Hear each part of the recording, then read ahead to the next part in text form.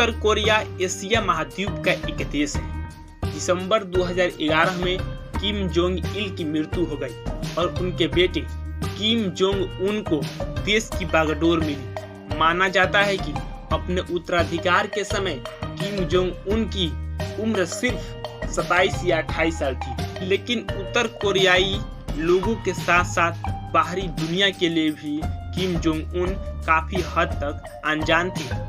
2011 में Kim Jong Un के बारे में बहुत ज्यादा प्रचार नहीं हुआ था। इसके विपरीत 1994 में सत्ता में आए किम जोंग इल उत्तर कोरियाई लोगों के बीच काफी मशहूर थे। जहां एक तरफ दुनिया के अधिकांश देशों में लोगों को सप्ताह में 5 दिन या 6 दिन काम करना पड़ता है, वहीं उत्तर कोरिया में लोगों को हफ्तों में 7 दिनों का काम करना पड़ता है। ये लोग सप्ताह के 6 दिन अपने दफ्तर में तो काम करते ही हैं, लेकिन 7वें दिन इन्हें 1 दिन का वॉलंटियर वर्क भी करना होता है। इस प्रकार उनके वर्किंग डे की संख्या 7 हो जाती है। अपने शासन काल के दौरान किम जोंग टू ने अपनी बायोग्राफी प्रकाशित की थी, जिसमें उनके जीवन से संबंधित अनोखे तथ्य थे। इस पुस्तक में दावा किया गया है कि उनका जन्म 2 इंद्रधनुष के नीचे हुआ और उनके जन्म से आसमान में एक नया सितारा पैदा हुआ। बायोग्राफी के जरिए वह चाहते थे कि जनता उन्हें ईश्वर के रूप में माने। वह दावा करते थे कि उनके अंदर मौसम को नियंत्रित करने की क्षमता है। वाह क्या बात है! आपको जानकर आश्चर्य होगा कि उत्तर कोरिया में इस वक्त साल 2024 नहीं बल्कि 113 चल रहा है। उत्तर कोरियाई में जूस कैलेंडर को फॉलो किया जाता है, जिसकी शुरुआत 1997 में हुई थी। वहाँ साल की गिनती किम टू सुंग के जन्म से होती है। उत्तर कोरिया के हर घर में सरकार द्वारा नियंत्रित रेडियो लगा हुआ है और नागरिक को इसे बंद करने की अनुमति नहीं है। इसके अलावा अधिकतर सड़कों पर पब्लिक स्पीकर्स लगाए गए हैं ताकि प्रचार किसी भी वक्त शुरू हो सकता है और नागरिकों को उसका पालन करना जरूरी है।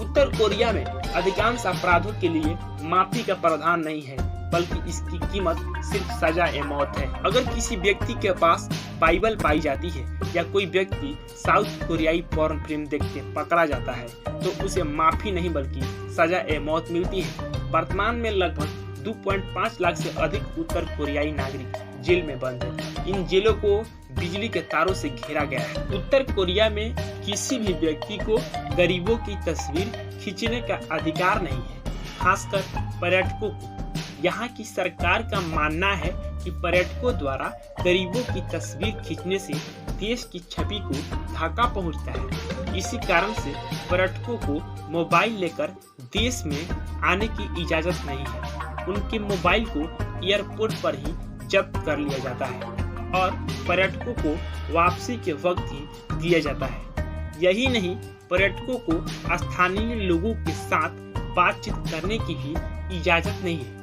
उन्हें लगातार गाइड की निगरानी में रहना पड़ता है और उन्हें अकेले कहीं जाने या किसी एरिया में छानबीन करने की इजाजत नहीं है। उत्तर कोरिया अपने नागरिकों पर 3 पीढ़ी की सजा का प्रावधान का कानून भी लागू करता है। इसके अनुसार कोई व्यक्ति जुर्म करता है तो इसकी अगली 2 पीढ़ियां भी उसका परिणाम झेलेगी।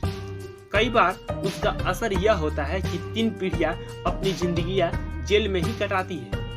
उत्तर कोरिया में 8 जुलाई और 17 जुलाई को किसी भी तरह का जश्न मनाने की इजाजत नहीं है। यहाँ तक कि कोई भी व्यक्ति अपना जन्मदिन भी नहीं मना सकता है। इसका कारण यह है कि 8 जुलाई और 17 जुलाई को क्रमशः किम सुंग टू और किम जोंग टू की मृत्यु हुई थी। उत्तर कोरिया में टीवी पर सिर्फ 3 चैनलों को इजाजत दी गई है। इसके अलावा देश में किसी तरह की इंटरनेट सेवा नहीं है।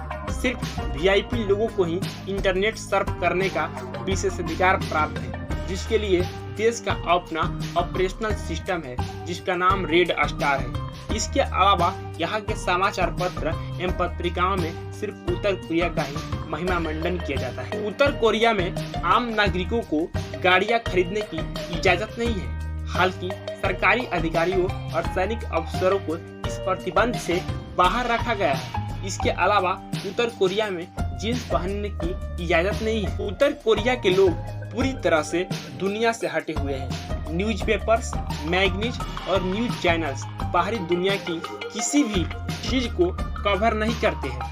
वह सिर्फ नॉर्थ कोरिया का ही महिमा मंडन करने का काम करते हैं। नागरिक सच में झूठ में जी रहे हैं। उत्तर कोरिया के वर्तमान शासक किम जोंग उन अपनी क्रूरता के लिए प्रसिद्ध है। उन्होंने अपने चाचा को निर्वस्त्र कर कारागार में 120 भूखे कुत्तों के आगे डाल दिया था, जिससे उनकी मृत्यु हो गई थी। उत्तर कोरिया के पुरुष नागरिकों को जबरन किम जोंग उन की तरह हेयर स्टाइल रखना पड़ता है। उत्तर कोरिया में हर 5 साल बाद चुनाव होता है, लेकिन वहां सिर्फ एक ही उम्मीदवार मैदान में होता है, जिसका नाम किम जोंग उन है। उत्तर कोरिया एकमात्र नेपोक्रेसी वाला देश है, जिसका मतलब है कि यह देश आज भी एक मर चुके शासक के अधीन काम करता है।